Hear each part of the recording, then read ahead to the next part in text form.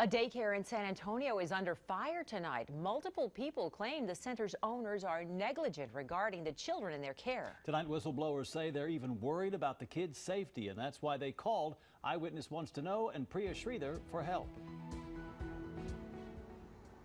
This video was sent to us by a concerned viewer. She says it shows the owner of Guardian Angel Child Development Center leaving kids unattended in the van he uses to pick up children from nearby schools. What happens if the kids would have choked on a candy and from their backpack they had got from school? Or what happens if a child has a seizure and a little boy is having a seizure, or a kid got punched in the face? She doesn't want to reveal her identity for fear of retaliation, but says the owner leaves the kids unattended on a regular basis. According to the Texas Department of Family and Protective Services, children must never be left unattended in a vehicle. It also says that if the driver exits the vehicle, they must make sure that all children are out of the car.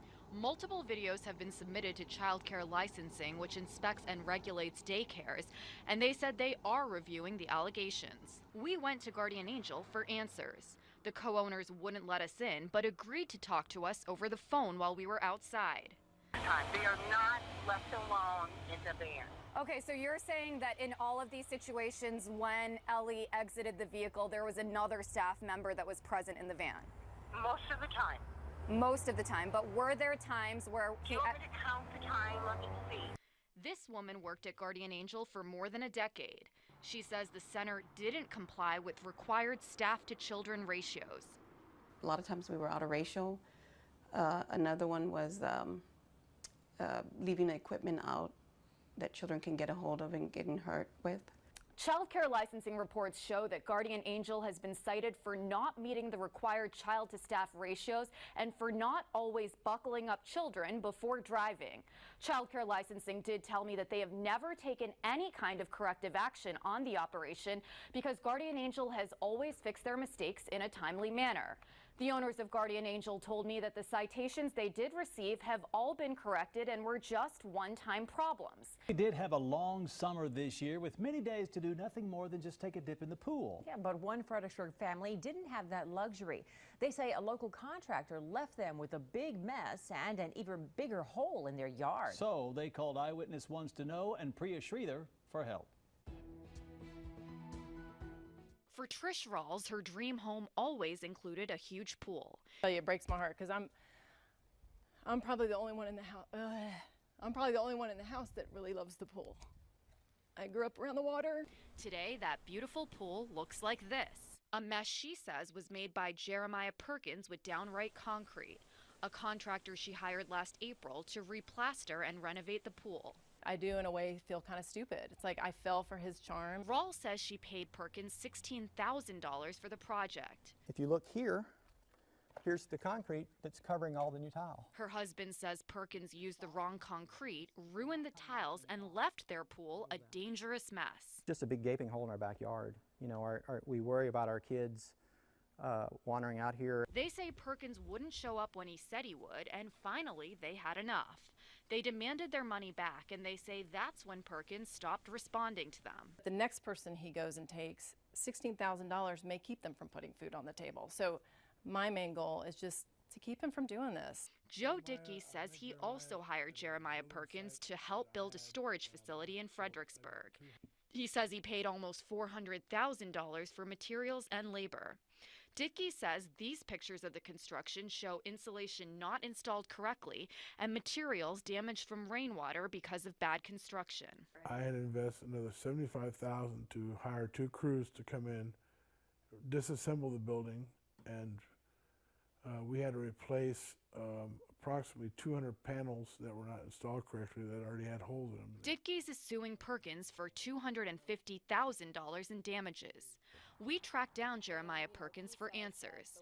He says he thinks he did a great job with Joe Dickey's storage facility, but admits the complaints from the Rawls family about their pool are fair.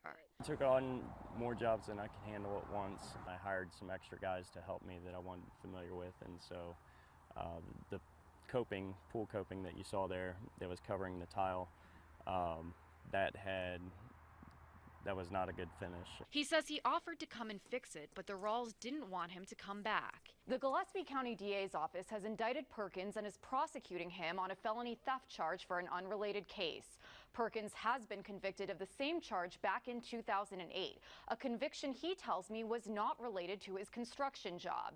If you have a problem you'd like me to look into, you can give me a call at 377-8647 or email me at ewtk@kens5.com.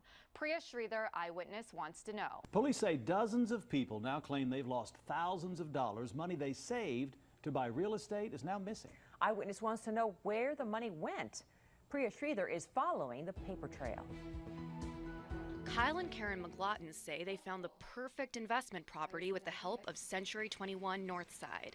To finance it, the McLaughlins say their realtor introduced them to Ray Stanziola from TG Wealth, and they filled out this application for a loan. The McLaughlins say Stanziola asked them for cashier's checks, a 10% down payment on the house, about $15,000, made out to a company called Infinite Properties.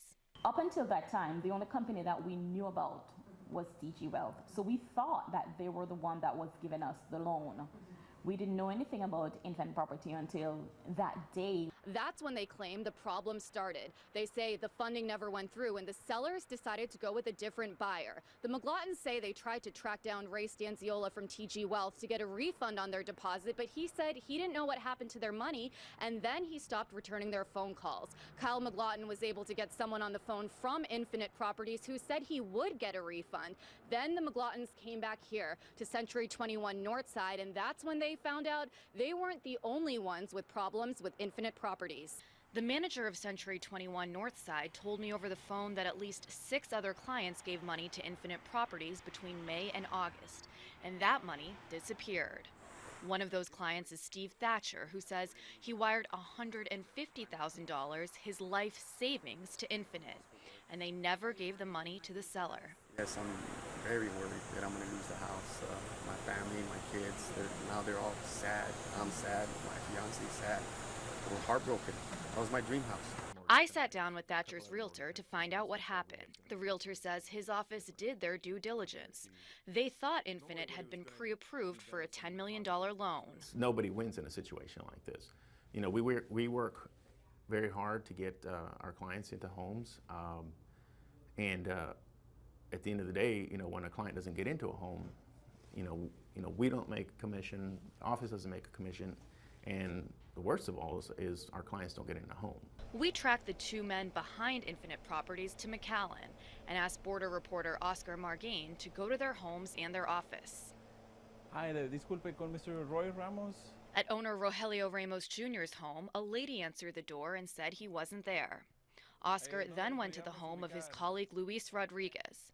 Luis's dad said his son left a month ago and wouldn't say where he was going. At their office, neighboring business owners told Oscar that they hadn't seen Ramos Jr. or Rodriguez in about 4 weeks. As we dug deeper into this case, we learned police in Mission, McAllen, and Brownsville are all investigating theft allegations against Infinite Properties with assistance from the FBI. Ray Stanziola from TG Wealth, the guy collecting checks, declined to speak with us. We reached the attorney who represents Rogelio Ramos Jr. and Luis Rodriguez, but he refused to talk to us on the record. According to the FDIC, if you're looking to buy a home, it's important to get information from several lenders and always shop, prepare, and negotiate. If you're asked to give a down payment on a home, make sure you're putting that money into an escrow account. I'll continue to stay in touch with Century 21, their clients, and law enforcement to keep you updated on what happens.